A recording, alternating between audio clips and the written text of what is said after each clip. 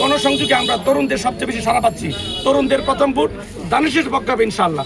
শ্রীপুরে BNP মনোনীত প্রার্থী অধ্যাপক ডাক্তার এস.এম. রফিকুল ইসলাম বাচ্চুর পক্ষে গণসংযোগ করেছে কৃষক দল। গাজীপুর ৩ সংসদীয় আসনে ধানের শীষ প্রতীকের বিজয় নিশ্চিত করতে বৃহস্পতিবার সকালে এই গণসংযোগ কর্মসূচি পালন করা হয়। গাজীপুর জেলা কৃষক দলের আহ্বায়ক এস.এম. আবুল কালাম আজাদের নেতৃত্বে সহস্রাধিক নেতাকর্মী ও সমর্থক অংশ নেন।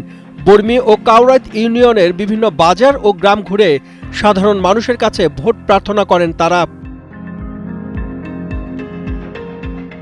গণসংযোগ শেষে কাউরাইত বাজারে আয়োজিত পথসভায় বক্তারা বলেন, দীর্ঘদিন ধরে দেশের কৃষকেরা অবহেলার শিকার। উৎপাদন খরচ বাড়লেও কৃষিপণ্যের ন্যায্য মূল্য পাচ্ছেন না কৃষকেরা। টানা তৃতীয়বার অর্জন করেছে দেশের সেরা সুপার ব্র্যান্ড স্বীকৃতি বসুন্ধরা টিস্যু। প্রতিদিন যাচ্ছে আর আমরা যেখানেই গণসংযোগে যাচ্ছি শত শত হাজার হাজার মানুষ আমাদের সাথে এই গণসংযোগে আমাদের সাথে শরিক হচ্ছে। আমরা প্রতিদিনই এত মানুষের বেশি সাড়া পাচ্ছি যে আলহামদুলিল্লাহ। বাংলাদেশ জাতীয় দল বিএনপি সবসময় কৃষক বান্ধব সরকার। আগেও ছিল, কৃষকদের জন্য অনেক ধরনের সুযোগ সুবিধা দিয়েছে। এবার যেহেতু কৃষক সমাজটা একেবারেই অবহেলিত এবং কৃষি পণ্যের শুধু এই কৃষি উৎপাদনের যে খরচ বেড়েছে এতে কৃষকরা ব্যাপকভাবে বাংলাদেশে ক্ষতিগ্রস্ত।